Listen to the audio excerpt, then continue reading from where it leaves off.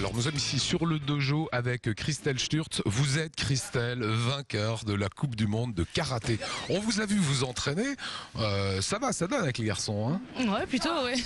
Ça a toujours été très percutant, on va dire.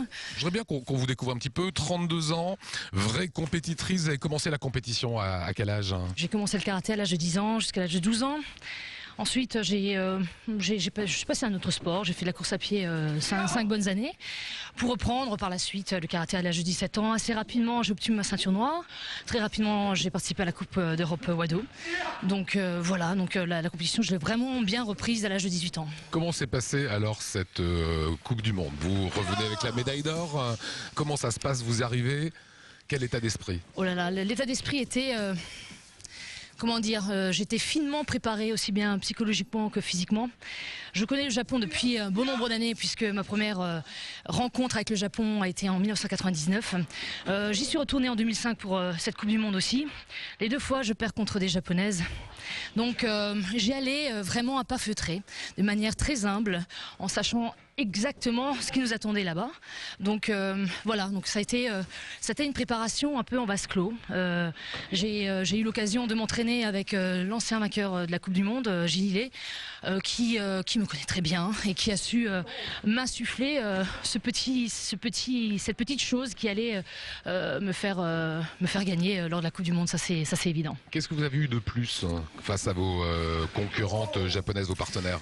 Je pense que la première chose, c'est l'expérience, ça c'est évident. Aujourd'hui, je ne vais pas en compétition, je vais au combat.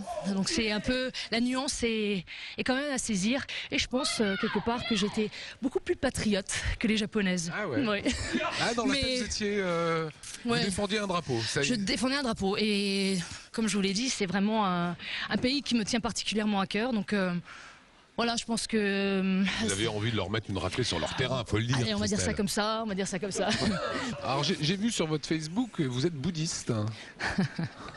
Il y a une relation avec le Japon C'est bien automatiquement. Facebook, C'est quand même un réseau social assez intéressant. Le Japon a quelque chose de mystique pour moi. Donc le Japon, c'est la conjugaison des 2 extrêmes toujours. En fait, on ne fait pas les choses à moitié au Japon. Donc on verra l'ultra-modernisme, on verra l'ultra-traditionnalité, et on va dire que c'est un peu dans mon fonctionnement de faire les choses à fond et pas de moitié. Aujourd'hui, vous avez la médaille d'or. Voilà, elle est plutôt jolie, on la découvre. Quelle est la suite d'un point de vue compétition? Quelle est la suite pour la compétitrice? Alors comme je vous l'ai dit, la compétition pour moi s'achève sur cette médaille d'or. Aujourd'hui, j'ai vocation justement de transmettre ses compétences. Donc ça c'est plutôt pour la partie technique, donc le savoir-faire. Mais c'est surtout, comme je vous l'ai dit, c'est un savoir-être aussi. Alors il faut savoir qu'ici, dans cette salle à Holsheim, vous avez fait vos débuts. Hein. C'est un petit peu la salle du cœur. Est-ce que cette salle aujourd'hui s'appelle la salle Christelle Stürz? Non. Non. Non, même bon, pas. on va passer le message au maire là. Attendez les gars, vous avez la fille qui a la médaille d'or au championnat du monde. Faudrait vite la baptiser. Ah voilà. Écoutez, ça serait vraiment un honneur. C'est la proposition, ça se va. Ah écoutez, j'espère qu'elle sera entendue.